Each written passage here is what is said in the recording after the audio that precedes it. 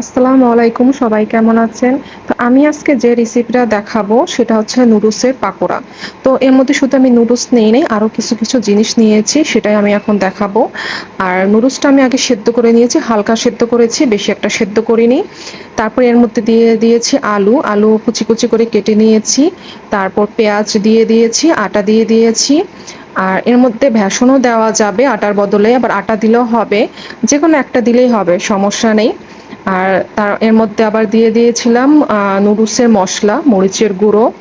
আর কাঁচামরিচ দেইনি, মরিচের গুঁড়ো দিয়েছি, ধনিয়ার গুঁড়ো দিয়েছি, লবণ দিয়েছি। এখন একটু পানি দিয়ে দেব। পানি দিয়ে আমি আগে এটা ভালো মতো মেখে নেব। আমার এটা মাখা হয়ে গিয়েছে, তো আমি এখন ফ্রাই প্যানে তেল দিয়ে দিব। তেলটা গরম হয়ে গেলে আমি এর মধ্যে ভেজে নেব। তো তেলটা গরম হয়ে গিয়েছে, আমি অল্প অল্প করে এর মধ্যে দিয়ে দিব।